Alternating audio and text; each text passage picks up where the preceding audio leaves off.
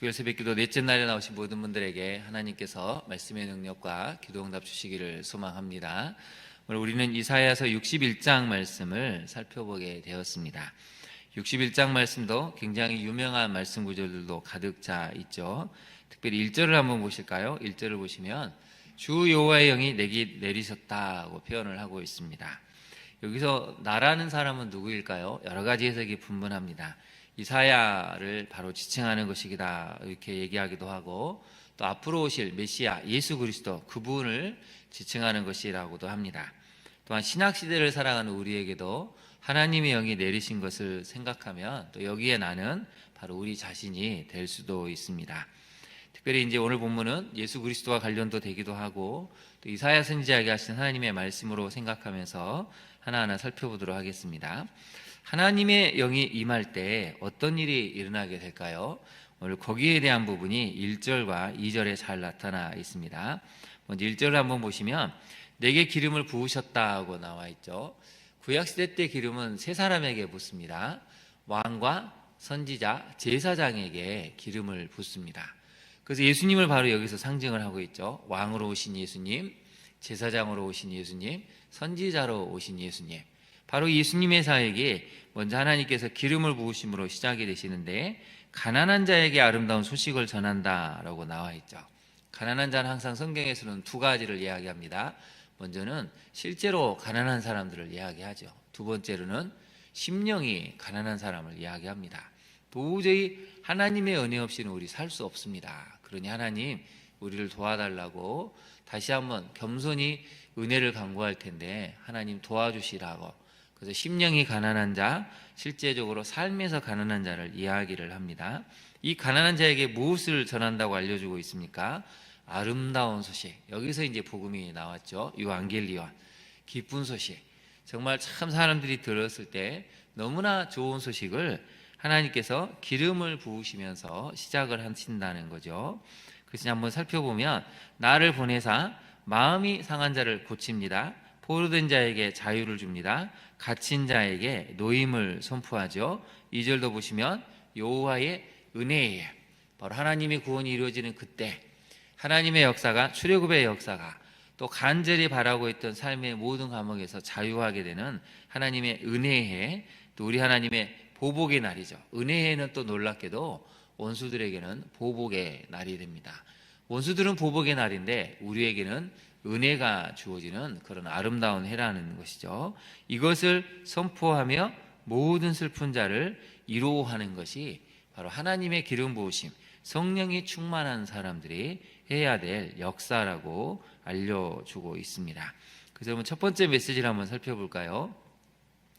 하나님의 영이 임한 성도들을 통해서 치유와 자유가 나타나야 되고, 노인과 위로, 복음의 선포가 이루어지게 됩니다.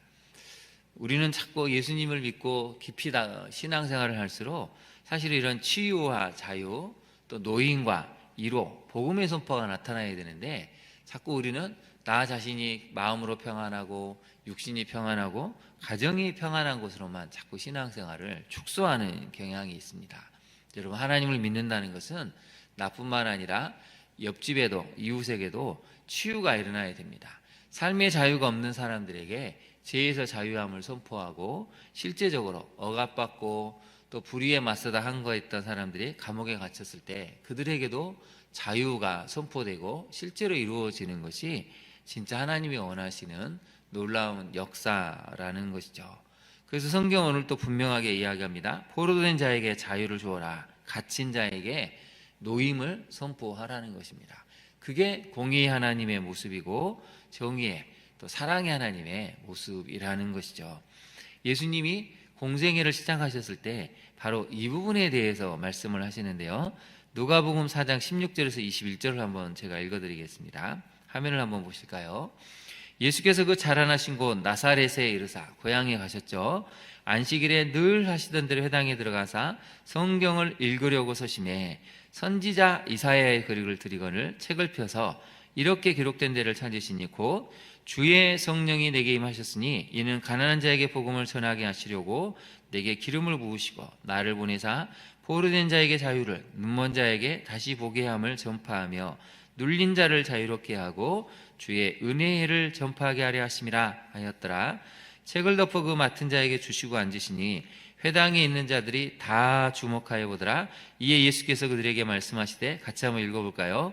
이 글이 오늘 너희 귀에 응하였느니라 하시니. 선지자 이사야의 글을 받았을 때 오늘 61장의 말씀을 읽으셨다는 것입니다. 이 부분을 딱 읽으신 다음에 뭐라고 말씀하셨죠? 이 글이 오늘 너희 귀에 응했다는 것입니다. 이사야 61장 1절에 나왔던 주 여호와의 영이 내게 임했다는 그 나라는 사람이 바로 너희 앞에 서 있는 예수라, 이렇게 말씀하시는 것이죠. 예수님이 실제로 이 사역을 위해서 오셨다는 것을 강하게 선포하고 있습니다. 그래서 여러분, 믿는 사람들이 예수 그리스도를 진실되게 믿을 때 이런 역사가 나타나지 않는다는 것은 둘 중에 하나죠. 하나님의 영이 전혀 임하지 않았거나 사실 우리가 이 말씀을 믿고도 그렇게 살지 않았기 때문입니다. 그래서 적용을 한번 해볼까요? 여러분, 주의 영이 임하여 죄에서 자유함을, 상한 마음의 치유함을 경험하고 있습니까? 세월이 흐를수록 우리 마음의 상처들, 아픔들, 고통들은 서서히 치유가 돼야 됩니다. 왜 그렇습니까? 하나님이 치유자로 오셨기 때문이죠. 이 땅에 메시로 오신 예수 그리스도께서 오늘 본문의 말씀을 통해 알려주시지 않습니까? 상한 자를 치유하는데 특별히 마음이 상한 자를 치유하신다는 것입니다. 오늘 새벽에 나오신 우리 성도님들, 마음이 상한 부분이 있으십니까? 인생을 살아가면서 도저히 남에게 말할 수 없는 상처가 있으십니까? 오늘 본문을 통해서 그것을 치유하기 위해 오신 예수님을 만나고 돌아가십시오. 우리는 치유할 수 없고 우리 힘으로는 어떻게 할 수 없는데, 그 상한 마음을 치유하기 위해서 오신 예수님은 능히 그것을 치유하시고 회복시키신다는 것이죠. 이 새벽에 여러분에게 주시는 놀라운 치유의 역사가 일어나기를 진심으로 축원합니다. 치유의 하신 하나님을 우리가 만나고 돌아가야 합니다. 내가 먼저 치유를 받아야 다른 누군가를 또 치유하시는 예수 그리스도께로 안내할 수가 있습니다. 두 번째 적용점을 살펴보면, 주님의 말씀을 선포하고 행함으로 위로와 회복의 상황을 만들어 갑니까? 여러분, 우리가 주님의 말씀을 선포하고 말씀대로 행한다면 우리 주변의 모든 상황들은 위로의 상황이 되고 회복하는 상황이 일어나게 된다는 것입니다. 정의를 행하는 사람들이 높은 위치에 있으면 악을 행하는 사람들에게 심판을 행하고 악이 이 자리에 들어설 수 없도록 만든다는 것이죠. 여러분, 하나님을 알아가면 알아갈수록 우리 주변의 모든 상황은 위로의 상황이 되어야 되고 회복의 상황이 되어야 됩니다. 이 새벽에 나오신 우리 성도님들을 통해서 이런 위로와 회복의 상황이 여러분 이웃에게, 여러분 자녀에게, 또 우리 교회와 이 땅에 가득가득 넘치고 만들어지기를 진심으로 소망합니다. 그것이 바로 우리 주님이 오신 진정한 이유셨다는 것이죠. 두 번째 메시지를 한번 살펴볼까요? 두 번째 메시지를 살펴보면 같이 한번 읽어보겠습니다.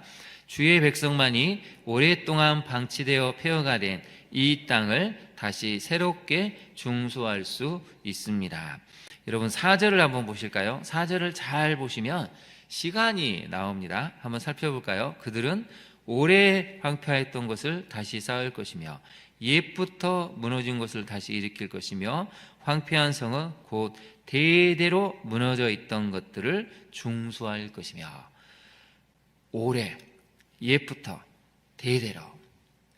여러분, 가끔 젊은이들 중에 시골에 내려와서 오랫동안 사람이 살지 않았던 그 집을 엄청나게 한 1년, 2년 걸쳐서 완전히 탈바꿈 시켜 놓은 그런 일들이 있습니다. 쉽지가 않죠.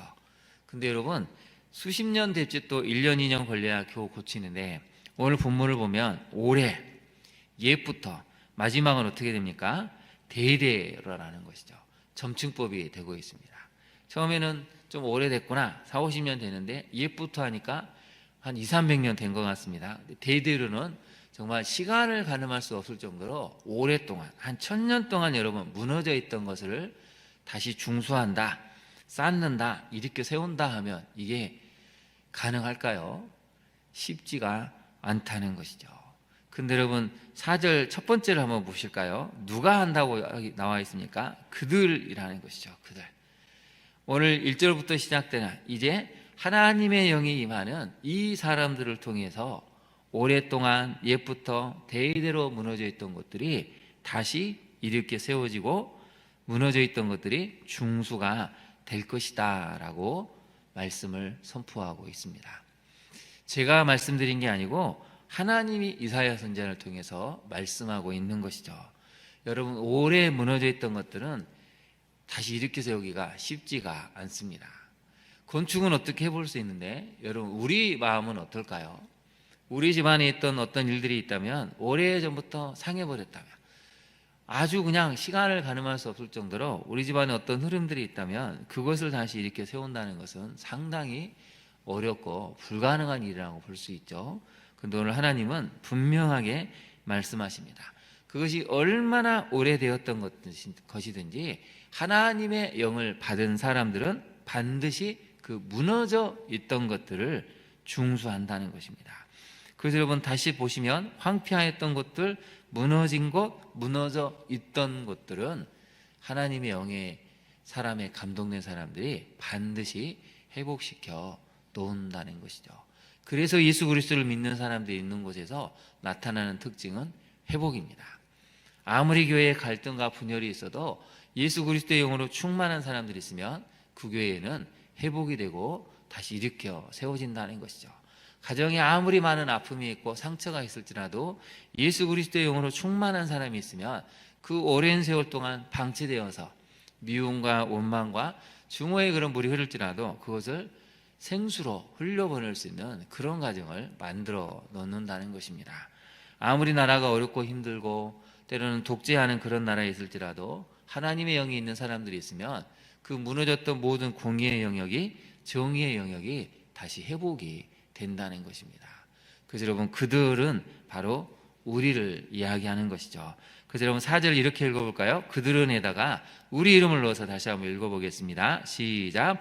동주는 오래 황폐되었던 것을 다시 쌓을 것이며 옛부터 무너진 것을 다시 일으킬 것이며 황폐한 성읍 곧 대대로 무너져 있던 것들을 중수할 것이며. 여러분, 이런 역사를 감당하기를 소망합니다. 이것이 우리에게 주신 하나님의 의무이고 명령입니다. 우리만 잘 먹고 잘 사는 게 아니라 이제 무너진 곳들을 봐라. 도저히 회복할 수 없어 보이던 그런 가정을 찾아가서 복음을 전하고 일으켜 세워주라는 것입니다. 이 땅에 무너진 모든 공의와 정의의 영역을 바로 너희로 인해서 불가능하다고 생각했던 것들이 다시 세워지는 역사를 만드는 것, 그게 하나님이 우리에게 바라시는 사명이죠. 적용을 한번 해볼까요? 여러분, 오랫동안 방치되어서 손조차 대지 못했던 영역은 무엇입니까? 어떤 것이 오랫동안 방치되어서 손조차 대지 못하고 지금 넋을 놓고 있습니까? 회복해야 한다는 것이죠. 그것은 하나님의 영이 임할 때 우리 힘이 아닌 하나님의 힘으로 감당하게 된다는 것이죠. 구원받은 성도로서 황폐해진 이 땅을 다시 재건하기 위해서 일어설 결심을 하고 있습니까? 우리는 늘 결심하고 다짐을 해야 됩니다. 다시 무너진 이 땅을 회복시켜야 되겠구나. 다시 느헤미야처럼 성벽을 쌓아 올려야 되겠구나. 결심하고 다짐하는 사람들이 다시 한번 이 땅에 하나님의 새로운 역사를 시작하고 만들 수 있다는 것이죠. 이 새벽에 나오신 모든 분들이 바로 이런 황폐해진 이 땅을 다시 재건할 수 있는 결단과 다짐을 해가시는 우리 귀한 분들 되시기를 진심으로 축원합니다. 그게 우리가 해야 될 일이라고 오늘 성경은 알려주고 있습니다. 세 번째 메시지를 한번 살펴볼까요? 같이 한번 읽어보겠습니다. 하나님께서 사랑하시는 것과 미워하시는 것을 분별하여 행동할 줄 아는 성도가 되어야 합니다. 많은 사람들이 하나님의 뜻을 물어보죠. 근데 여러분, 하나님의 뜻은 분명합니다. 하나님의 뜻은 무엇일까요? 성경에 여러 군데서 말씀하시는데 오늘 하나님은 또 하나님이 무엇을 사랑하시고 미워하시는지 알려주고 있죠. 여러분 8절을 한번 보실까요? 8절을 보시면 물은 나 여호와는 무엇을 사랑하십니까?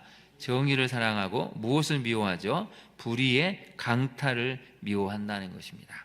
그래서 하나님은 어떻게 하냐면 그들에게 갚아주는데 그 앞에 굉장히 재밌는 단어가 하나가 붙어 있습니다. 성실히 갚아준다는 것입니다. 동그라미를 한번 쳐보실까요? 하나님이 정의를 사랑하는 사람들에게는 그들에게 정의대로 갚아주는데 성실히 갚아지죠. 불의의 강탈을 미워하기 때문에 불의를 강탈하는 사람들에게는 또한 성실히 갚아준다는 것입니다. 여러분, 성실하게 공부하고 성실하게 일하는 사람들은 인정을 받습니다. 성실하게 공부하는 친구를 이겨낼 수가 없죠. 하나님이 만약에 정말 성실하게 악을 하나하나 갚으신다면 여러분, 이 땅의 모든 악은 다 소멸될 수밖에 없습니다. 근데 하나님을 사랑하고 하나님의 마음을 가지고 정의를 사랑하는 사람들도 똑같이 하나님이 갚아주신다는 것이죠. 여러분, 하나님을 정말 사랑하면 하나님이 사랑하시는 것을 사랑합니다. 하나님이 또 미워하시는 것은 나도 당연히 미워하게 되어 있습니다. 그게 또한 사람의 마음 아니겠습니까? 우리가 연애를 할 때도 상대방이 좋아하는 것을 어떻게든 좋아해 보려고 노력을 하죠. 정말 우리가 하나님을 사랑한다면 하나님이 사랑하시는 것에 대해서 우리도 마음을 가져야 되고, 미워하는 것은 같이 미워하는 게 지극히 정상인데 오늘날은 자꾸 반대로 가는 것 같습니다.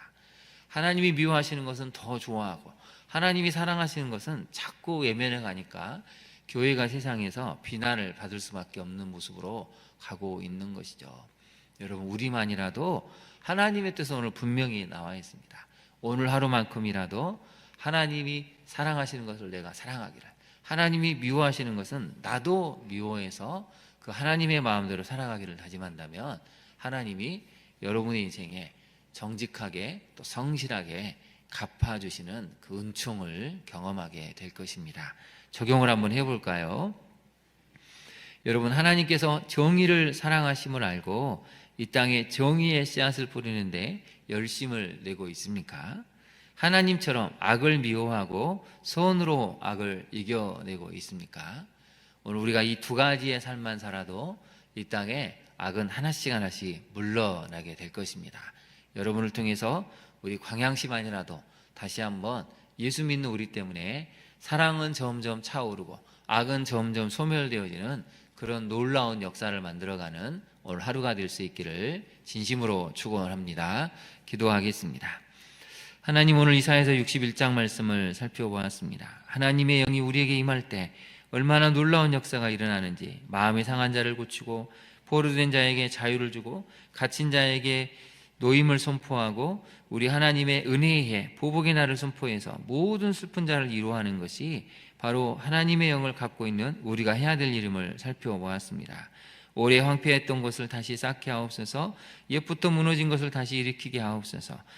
대대로 무너져 있던 황폐했던 성읍들은 다시 한번 중수할 수 있는 그 결단과 다짐을 통해서 우리로 말미암아 이 땅의 모든 무너진 영역이 새로 쌓아지고 다시 한번 우리 다음 세대가 그 공의와 정의와 사랑과 섬김이 가득한 그 땅에서 살 수 있는 복을 허락하여 주옵소서.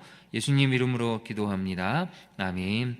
하늘에 계신 우리 아버지, 아버지의 이름을 거룩하게 하시며 아버지의 나라가 오게 하시며 아버지의 뜻이 하늘에서와 같이 땅에서도 이루어지게 하소서. 오늘 우리에게 일용할 양식을 주시고 우리가 우리에게 잘못한 사람을 용서하여 준 것 같이 우리 죄를 용서하여 주시고 우리를 시험에 빠지지 않게 하시고 악에서 구하소서. 나라와 권능과 영광이 영원히 아버지의 것입니다. 아멘. 함께 기도하겠습니다. 여러분, 무엇보다도 우리는 성령으로 충만해야 됩니다. 하나님, 성령으로 충만하게 우리 마음을 다스려 달라고. 성령으로 충만할 때 여러분, 위로의 역사를, 치유의 역사를, 또 하나님의 복음을 선포할 수 있는 강한 사람으로, 성도로 살아갈 수가 있습니다. 특별히 오랫동안 옛부터 대대로 무너졌던 것을 일으켜 세울 수가 있습니다. 여러분 가정에 무엇이 무너졌습니까? 여러분 인생에 무엇이 무너졌습니까? 하나님의 영이 충만할 때 그것을 다시 한번 일으켜 세울 수 있다고 알려주십니다. 특별히 이 땅 대한민국에서 점점 사라지고 있는 이 공의와 정의가 회복될 수 있게 해달라고 기도하기를 원합니다. 우리 다음 세대의 자녀들이 정말 하나님이 기뻐하시는 삶을 살아가고 하나님이 미워하시는 것을 미워할 수 있는 그런 성숙한 신앙을 갖고 살아갈 수 있도록, 또 우리가 그런 삶을 살 수 있도록 우리 주님의 이름을 부르고 간절히 기도하겠습니다. 주여